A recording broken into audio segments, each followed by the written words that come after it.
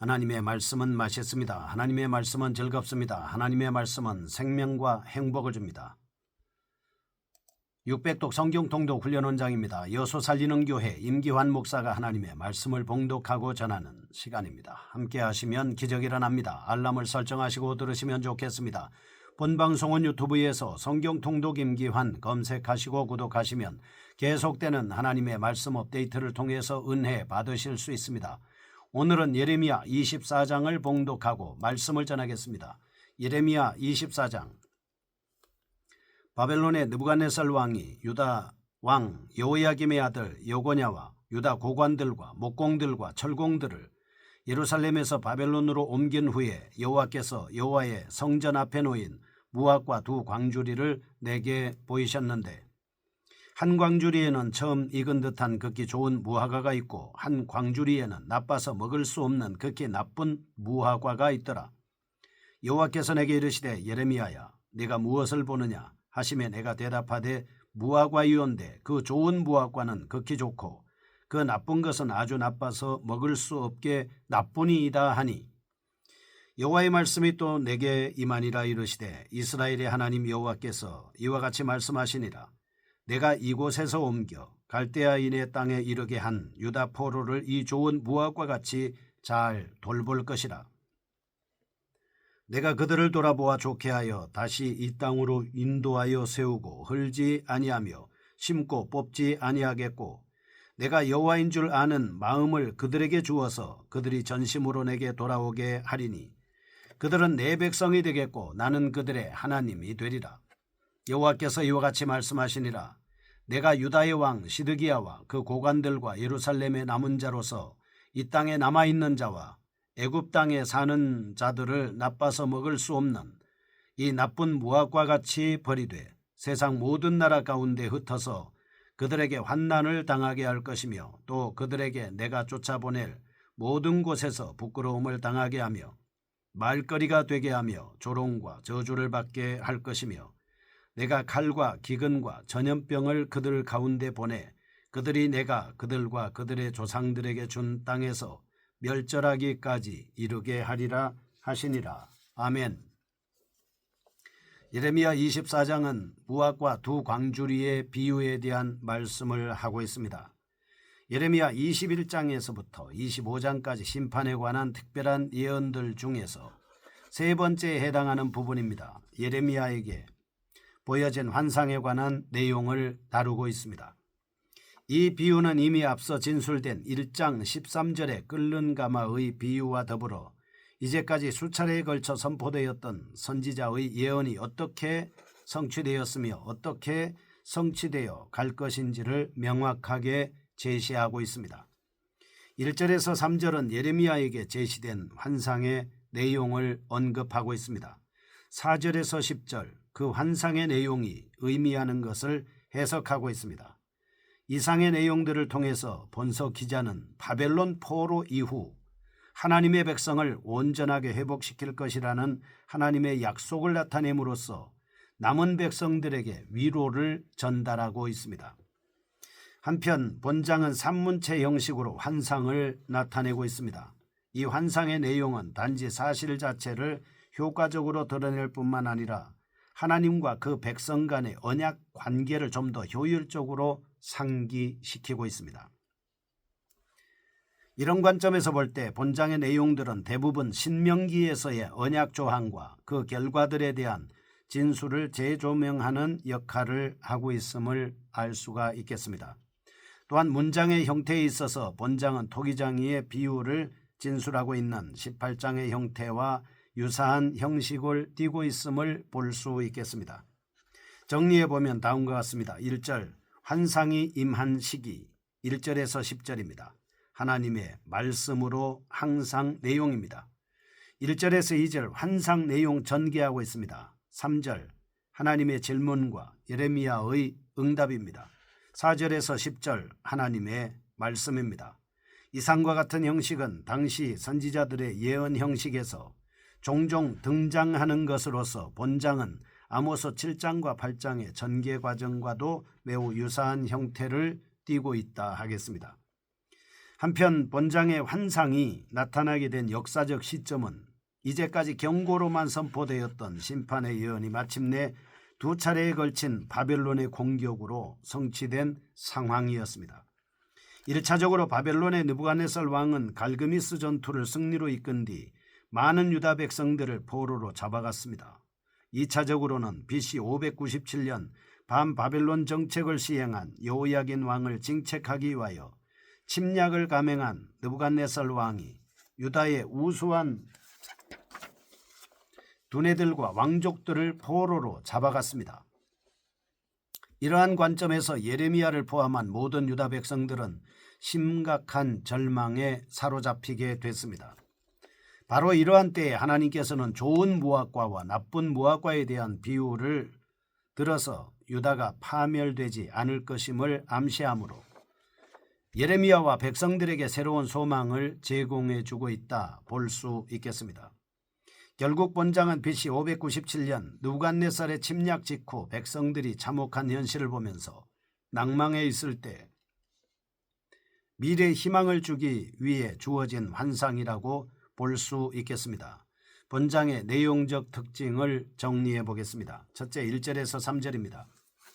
유다의 미래에 대한 두 가지 길이 환상을 통해서 비유적으로 진술되고 있습니다. 특별히 이 환상은 지금까지 예레미야가 경험했던 환상들이 썩은 뱃띠의 비유, 포도주병의 비유, 토기장이의 비유, 깨어진 오지병의 비유가 주로 유다의 현실적 죄악을 고발하고 그에 대한 하나님의 심판을 고지하는 데 그 초점이 맞춰져 있었던 반면에 유다의 회복에 관한 분명한 선언을 담고 있다는 점에서 주목할 만한 가치가 있습니다. 이러한 비유는 당시 절망감에 사로잡혀 있던 유다가 낭망에서 벗어나 심기일전하여 자신들의 과오를 회개하고 하나님과의 언약적 관계를 회복하는 결정적 계기를 제공해 줄 수 있게 하는 것입니다. 하나님은 징계를 수행하면서도 여전히 은혜로운 약속을 제시해 주시는 분이다라고 하는 것을 알 수가 있겠습니다. 둘째, 4절에서 10절입니다. 환상에 대한 하나님의 해석이 비교적 상세하게 기록되어 있습니다. 지금까지의 비유들은 주로 선지자 자신의 상징적 행위를 해석의 기준으로 삼아 하나님의 메시지를 전달하는데 여기서 주어진 환상에는 하나님의 객관적인 말씀으로 주어진 해석이 첨가되어 있습니다. 해석을 살펴보면요. 좋은 무화과는 장래에 회복될 이스라엘을 상징하는 것입니다. 가깝게는 바벨론 포로민들 중 하나님이 친히 택하신 남은 자들의 기환을 지칭하고 궁극적으로는 이방까지 포함한 전 우주적인 구원을 제시하고 있다 하겠습니다. 나아버립니다.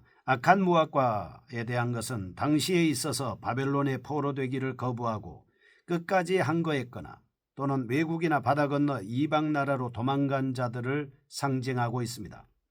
사실 유다가 바벨론에 포로된 것은 유다의 범죄로 인한 필연적인 결과요 하나님의 뜻이었습니다. 그런데 여기서 벗어나려 하는 것은 하나님의 의지에 대한 정면 도전입니다.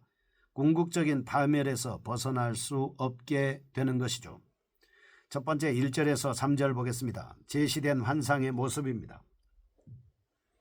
하나님께서 제2차 바벨론 포로 사건 이후 하나님의 성전 앞에 놓인 상이한 성질의 무화과 두 광주리로서 예레미야에게 환상을 주시는 내용을 담고 있습니다.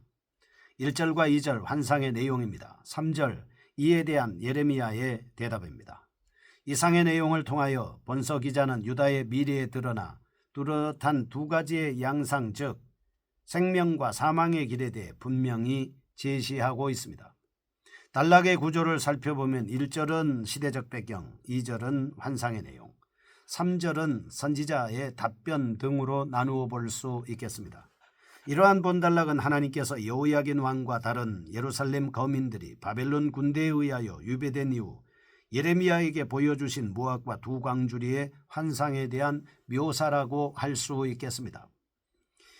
예레미야는 예루살렘 성전 앞에 놓인 두 광주리의 무화과를 보게 됐습니다. 그런데 첫 번째 광주리에 담겨져 있는 무화과는 대단히 품질이 좋고 잘 익은 것으로서 하나님께 드리기에 합당한 무화과였습니다.